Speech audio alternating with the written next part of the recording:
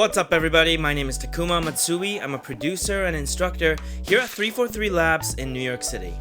This is a follow-up to our last two videos on Live's modulator devices, and in this video we're going to be deep diving into the Envelope MIDI device. We're also going to explore some other techniques for creating complex control signals inside of Live.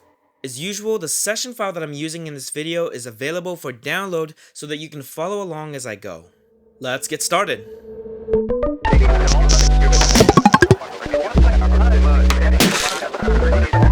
So as always, I'm starting out with a little bit of music.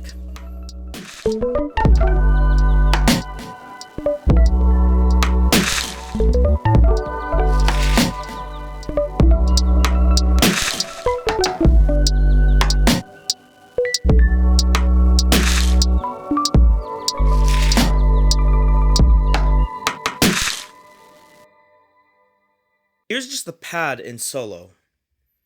I have a looped piano sample, pitch shifting, convolution, and some doubling.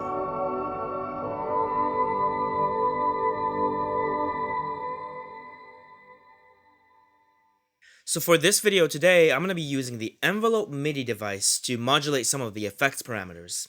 I'm going to open up Live's browser using Command-Option-B, head on down to MIDI effects, and here's my Envelope MIDI. Let's drag this in. This device creates control signals that are triggered using MIDI input. Let's map this control signal to a parameter. I'm going to click Map. It starts blinking, and I'm going to start by selecting the dry wet of my convolution. So now if I arm this track and play a MIDI note,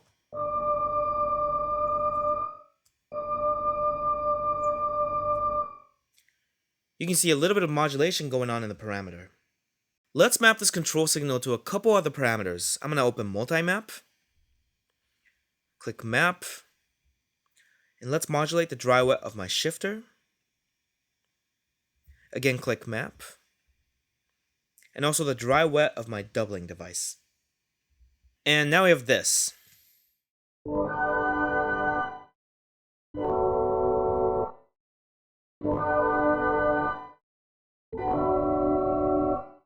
So now let's dive into this Envelope MIDI device. The Envelope MIDI device creates an envelope as a control signal. When we think of the word envelope as a verb, like to envelop something, it means to cover and to give a shape to, and that's what this control signal is doing here. The envelope here has 4 stages: attack, decay, sustain, and release, commonly referred to as ADSR.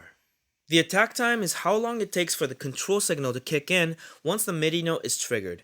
Right now it's set to 5 milliseconds. If we elongate the attack time,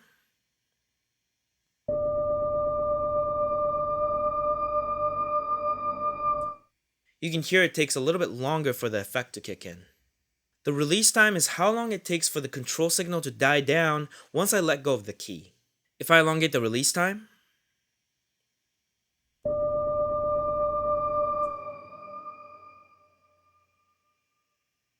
you can hear in this case the reverb taking a little bit longer to die down. The sustain is the main portion of the control signal. This is the only parameter that's shown in decibels as opposed to milliseconds. If we kill the sustain,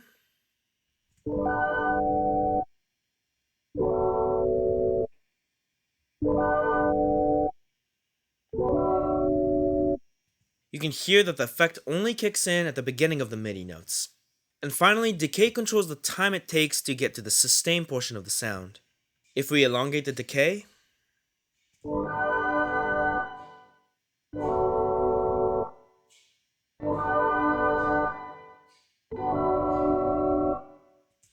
the amount parameter scales the control signal down, and the sliders down here control the slope of the control signal.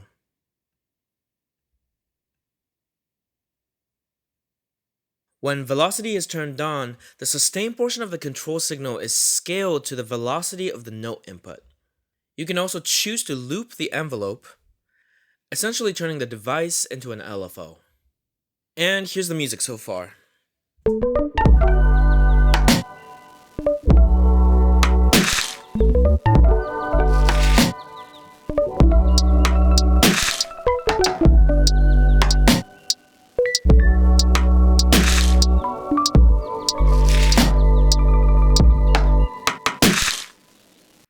Let's go one step further. Let's say I want to add one more modulator to a parameter that's already being modulated. Like if I dropped an LFO here, click map, and try to modulate the dry wet of my shifter, Live's not going to let you do that. To get around this problem, I'm going to use a device called CV Utility. You can find this device under Audio Effects, Utilities, and here's CV Utility.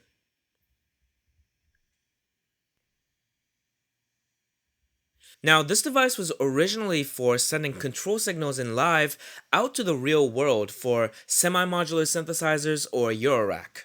We can use this device to combine control signals or perform signal summation.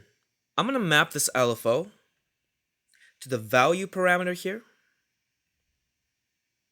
And you can see this device takes in the control signal from this LFO.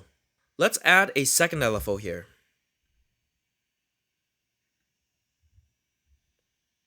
And just to keep things organized, let's call this LFO1, LFO2, and I'm going to map this LFO to the second parameter here.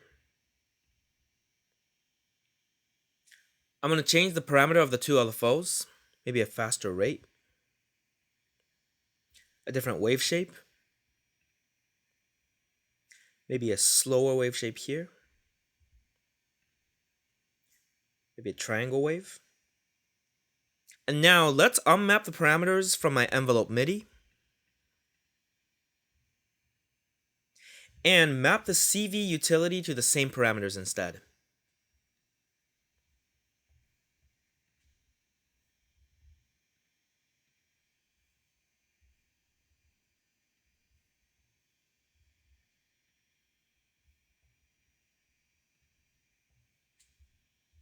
Here's how it sounds now.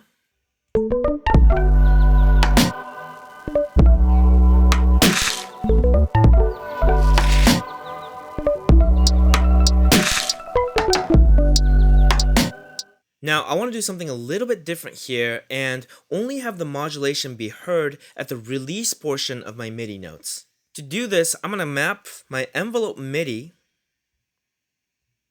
to the depth of my CV utility. I'm going to turn up the sustain all the way, keep a really fast attack and really fast release, and I'm going to invert this control signal, pushing my minimum to 100, maximum to 0. In this context, the Envelope MIDI device is functioning more like a gate or an on-off switch. Here's my pad now.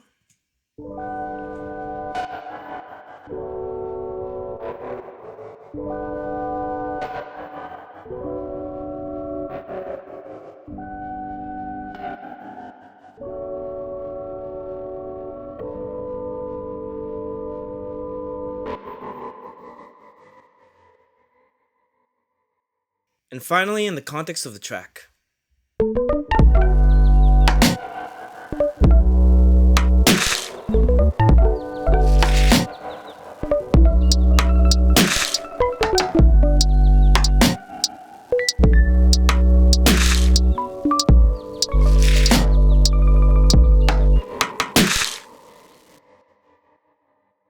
Hopefully you can see that using these devices can turn Live into a modular system. These tools and techniques can hopefully open up your ears to the different kinds of sounds you get out of Live. I hope you found these videos to be useful. My name is Takuma Matsui, here with 343 Labs in New York City. For more information on our courses in New York, Berlin, or online, check us out at 343labs.com. Thanks for watching. I'll see you all next time.